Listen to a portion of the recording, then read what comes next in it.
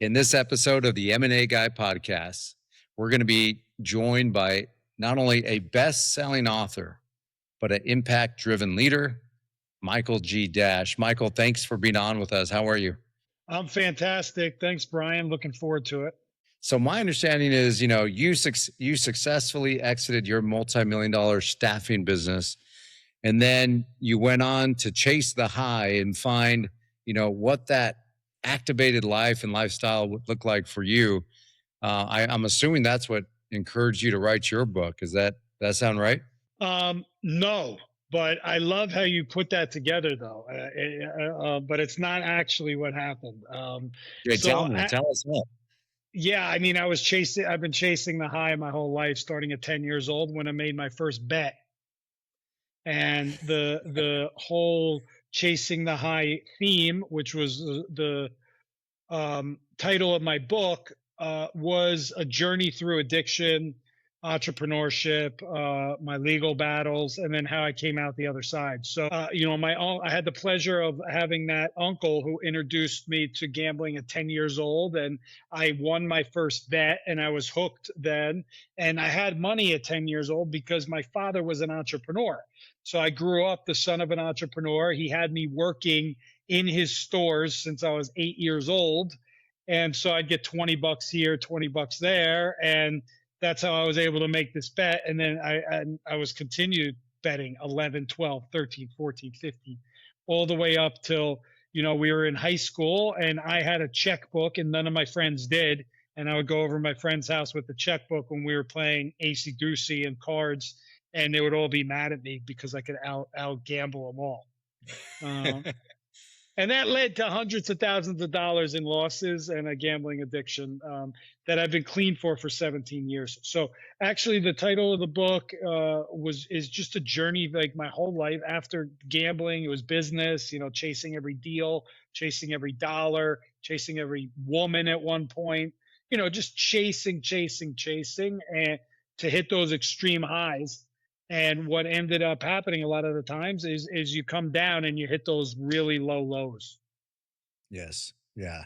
And congratulations on your sobriety for this many years. And I know that, I once heard entrepreneurship is not a career, it's a condition. And, there's a lot of truth to that, right? Because we're just, as entrepreneurs, we're not content with the status quo or with the typical, kind of outlook and strategy that society may have for us. And, it's really interesting that you illustrated it with having a checkbook at 8 years old, right? I remember it triggered a thought in my mind, and that is when I was about maybe that age, 8 to 9 to 10 years old, my father wrote me a check. And he wrote it for $1 million and he dated it for the future. And he says, Brian, I'm going to give you this check. You will be a millionaire one day. And he says, but my hope is you never have to deposit this check. And it was really him opening my eyes to what's possible. And so I held this check and I looked at all those zeros and I was like, man, I have $1 million check, right? Now, arguably, it would have probably never cashed, but it didn't matter, right? It did not matter. But what mattered it was a paradigm shift for me to realize that your future, is in your hands for the most part. You have the power of now and the power to make decisions to drive everything else forward. We don't have any control over the past.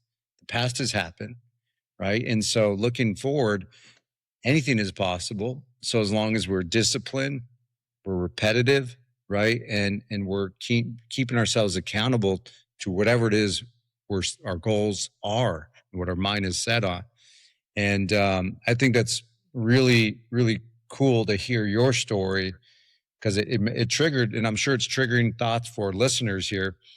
But that was one that it really triggered for me. So thanks for sharing that. And thanks just being authentic and talking about your story and your life. So, but you've built a company yourself, right? You sold that company. I had a partner. You had a partner in that business, okay? And you sold that. How long ago did you sell that business? It was 2016. 10 years. 2016. Yeah, Yeah. 10 years. Yeah. So when you look back, and again, we have no control over the past, but looking back, what do you wish you would have known then before your exit, and really speak to founders and stakeholders and entrepreneurs? What do they need to understand today based upon your past experience?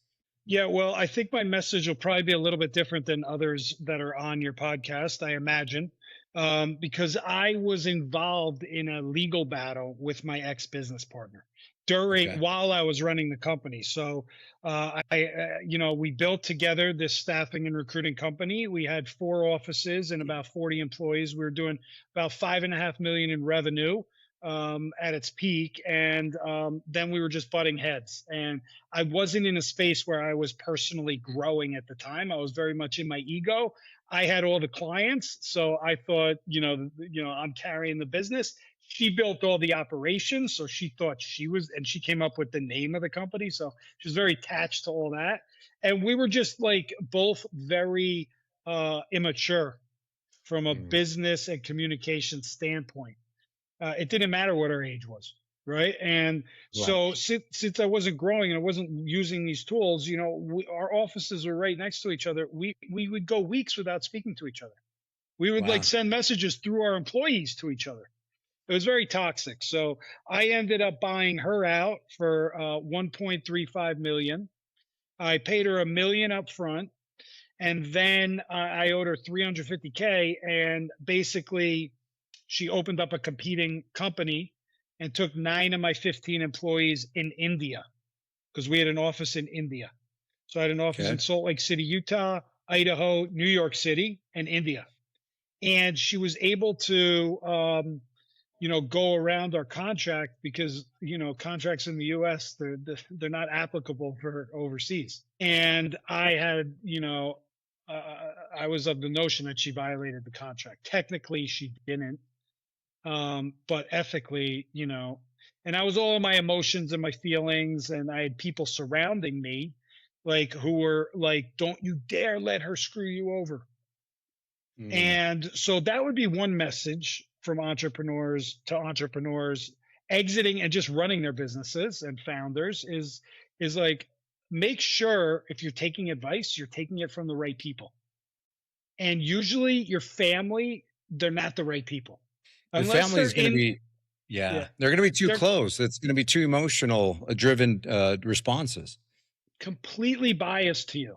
And well, that's beautiful in nature. It's really damaging in business because you're not getting a full perspective. So I was listening to my father, and I love Okay. my father. Like, he's the one who taught me my work ethic. He taught me business and all that. But in this case, it was detrimental to me because I couldn't Mm, get out of that spiral. And then yeah. so when I stopped paying the 350 that I owed her still on the purchase, because I felt she violated the contract, she sued me, and then I countersued her, and then it just went on and on and on. This lasted for 6 years. So imagine I just pay $1 million for a business. Now I'm like, all right, we really got to go here because I didn't have 1 million, I had half of it. So I owe a half a million, and I'm grinding on my team and myself. And now I got a lawsuit to deal with that I was hiding from my employees because I didn't want them to be confused and unfocused. So my Mm, second message would be, it's much better to be authentic with what is happening in your life, even your personal life, to your employees, because that's how you gain trust and empathy and open communication. And that's how you build family in a business. And so yeah. those are my two of my biggest lessons that I learned going through that, and going through the lawsuit. And then when it comes to the exit, I couldn't exit till the lawsuit was settled because nobody was Mm, going to buy the company with this legal thing hanging over. So that's right. yeah, I guess the third and last message, which is probably a pretty obvious one, is like, if you're looking to sell your business, don't get any legal entanglements. because Yeah. you're not going to be able to sell until you Yeah. clear all that off the deck. Well, you're spot on because, there's always going to be some circumstance. It could be, a workman's comp claim, it could be a nuisance claim, it could be fill in the blank, right? But in your case, really you had a great business, successful business that, you ran on a day to day. The partnership wasn't necessarily aligned for reasons you explained. But this is something that individuals are mindful of when they're looking at a private capital deal to sell their company, especially if they're going to stay with the company in some capacity on a go forward basis. So my advice, my experience is you want to be culturally aligned. You want to be additive in nature. And most important, I think, is you have to subscribe to each other's vision. If you have conflicting or competing visions, you're going to pull not only the organization, including the employees and the customers and the clients, but it's an internal battle as well. And you illustrated it well with your experience of not even talking to each other and having to put employees in between the two of you. And, my parents are still married, but I saw kids, my friends growing up, where their parents put them in the middle of a divorce, and it was nasty. It was hard for them, and you could imagine how that plays out in a work setting because it is a family. You do spend a lot of time with these individuals. I spend a lot of time with those in my organization, and I have a vested interest in them. I want them to do well. I like to eat at the table with others. And if I see someone struggling, I want to help them, right? Naturally. And it's part of the humanitarian design of what's inside all of us as human beings, right? And, but your advice resonates and it speaks loudly and clearly. And so thank you for being transparent and authentic with your story and your experience because although in that moment you were battling it out, you've created, in my mind, a massive asset. And that asset derived from your experience. And that experience was both painful and fruitful, but that experience allows you now and enabled you to write the book that you wrote and to work with high performing leaders on alignment, on clarity, and energy, right?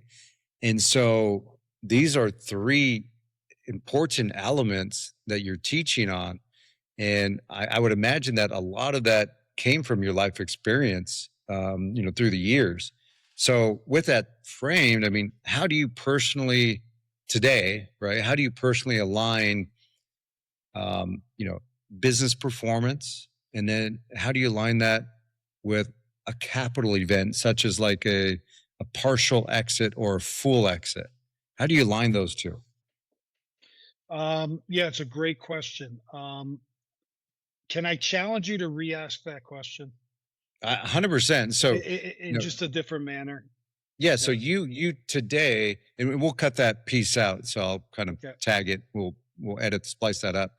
But you work with high performing leaders on alignment and clarity. Yeah. Yeah. Okay. So what does your how does an individual's personal alignment affect business performance? Yep. Great question. I just gave a presentation yesterday on leadership styles Okay.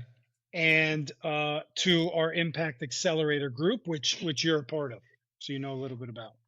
Yeah. And the highest level of leadership style is embodied leadership, where you are the walking epitome and example of what you want others to be, where you live and breathe the authenticity that you speak.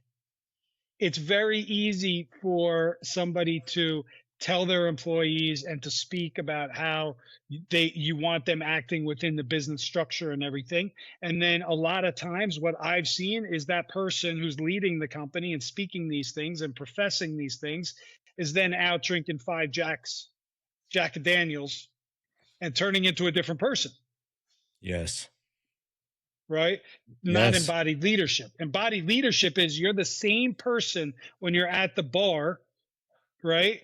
And I'm not professing to be at the bar. I really don't drink, but like you're the same person there out to dinner, wherever you are with your family as you are in the office leading your company. And so I Yeah. find it extremely critical that that's true. And, speaking to investors all the time, they invest in founders. Yes, Mm. it's got to be a successful business. It's got to have a mode. It's got to, have the numbers. It's got to be efficient, all these things. But at the end of the day, it's the founder that they're putting their money behind.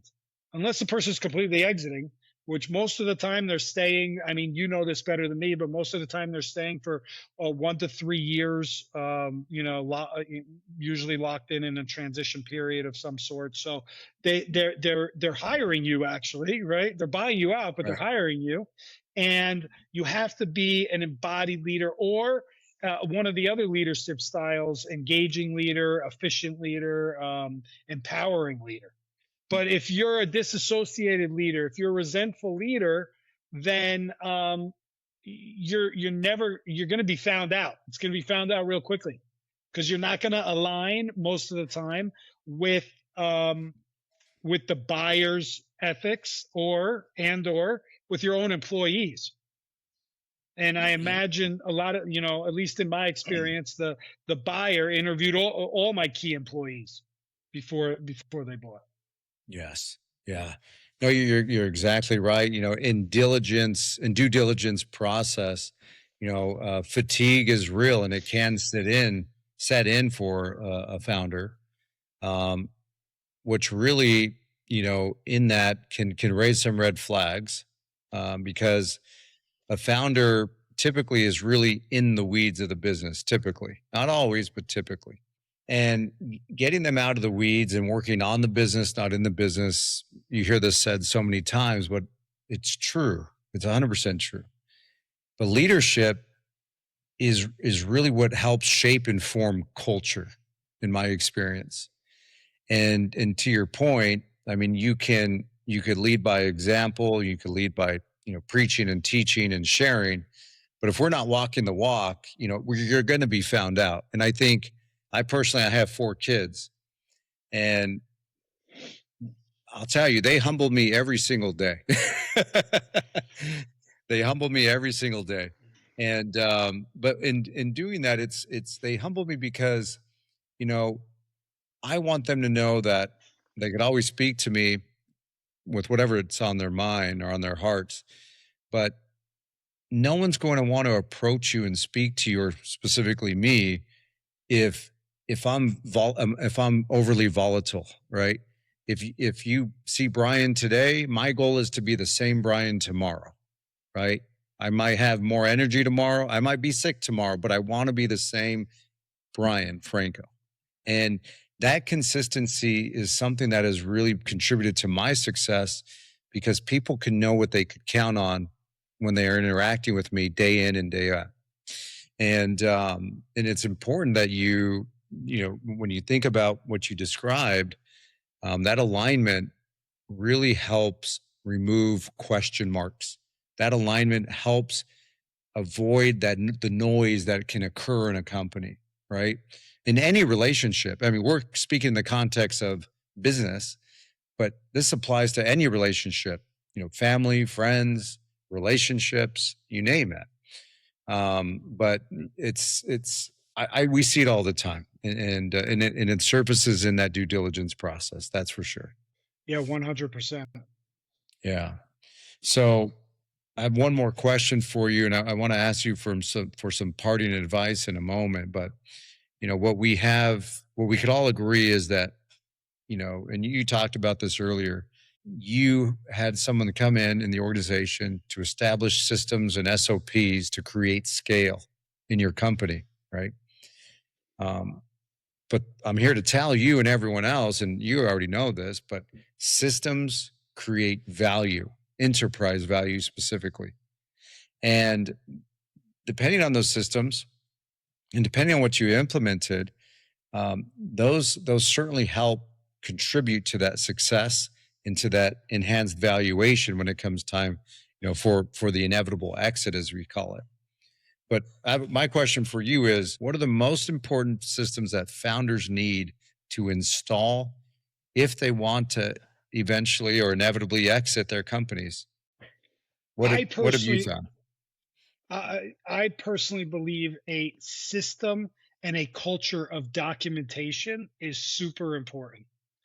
Mm, Um, One of the things that I was lacking was systematized documentation. Like I had systems for, bringing in leads and then converting them to sales and then handing them off to client relationship people and then, to fulfillment. And I didn't document like anything. mm. I documented like majority of that. It was like all up here, right? Now this is way before AI and way before. I mean, this is back in the. I mean, this is like 15 years ago, but and 10 years ago I sold, but I didn't have everything documented. So when it came to the sale, I had to go through like months of documenting everything in that time to have it prepared for the people who were coming in, and it was super super important. Yes. The old saying, if you get hit by a bus tomorrow, how's the company going to operate? Well, that's true, especially if somebody is coming in and buying it. They want to know this, right? Mm, So that was a big lesson for me, and that it's not as challenge. I mean, these days it's very easy to start documenting everything. I mean, most of the time AI is actually building the infrastructure of your company, and you're just acting on what AI is kind of helping you direct. So yes. it's easy to document. It's a lot easier to document now. But what I found is a lot of founders get so into the work that they're actually doing that they overlook things like system documentation, process documentation, things like that. Yeah. Yeah. And even financial documentation, because these are institutional investors, are backed by institutional capital that have a certain, buy box and a certain underwriting guidelines. And the burden of proof as a seller of a company is on you. And it's on our team to assemble that data in organized fashion, indexed in a data room so that we could clearly articulate where the business has been, where it is today, and where it's going in the future. And I think that's great advice because, to your point, you eventually have to do this anyway. So Right. the question is, do you want to do that in a 2 to 3 month due diligence period? Or do you want to amortize that workload, 2 to 3 years ahead of that? And I think we both agree that doing this proactively versus reactively is much less painful. Don't you agree? Oh my God, 100%. I mean, those were painful times. Yeah, and the other thing I would mention, because this came up in some of my due diligence, is like be super super careful about mixing personal and business expenses. hmm Absolutely. Yeah. I mean, we have methods in which we can, extract and carve out personal expenses, but it usually comes with scrutiny. It usually comes with a series of questions. Whereas if you can cause separation of those, personal perks and benefits, it's much cleaner, and investors could ascertain it much better than they would otherwise. And I think that's fantastic advice. Well, Michael, we're coming to a conclusion here. You wrote a book. You're speaking to, and coaching folks. How do people get a hold of you? Well, first off, they can buy my book that is being. Look at the sun on my book right now. Wow, look at it. Uh, it's It's called Chasing the High. It's on Amazon and Audible. It's an entrepreneur's mindset through addiction, lawsuits, and his journey to the edge, and how I turned my life around. And you can find me on. I'm actually off social right now, which has been great, by the way. I'm off good. Instagram and Facebook. I'm on LinkedIn, but I don't really Yeah. consider, So find me on LinkedIn, Michael G. Dash, and you can uh, find me there. And right now, Great. I'm doing a lot of work with the Impact Accelerator Summit and Circle. So if you have any impact driven businesses out there that are looking to join a community, please reach out to me at michael@warriorsage.com. That's awesome. Well, Michael, thank you for sharing your story. I mean, you didn't hold back. I mean, you're fully transparent, and I appreciate your authenticity. I appreciate your wisdom and your energy. I hope this really resonates with those tuned in today. But I thank you again, and I look forward to interacting with you again and working with you on future projects. Absolutely, Brian. You're going to handle my next sale. Let's go. Let's go. And thank you for tuning in and listening in to this episode of the M&A Guy. I'm your host, Brian Franco, founder and CEO of Meritage Partners and author of The Inevitable Exit. We look forward to connecting with you as well. If you'd like to reach out to Meritage, you can find us at meritage.partners, where we have a listing of series of events coming up, both in person and virtual. But happy to interact with you and looking forward to seeing you on next week's episode of the M&A Guy. I'm your host, Brian. Until then, keep building your empire.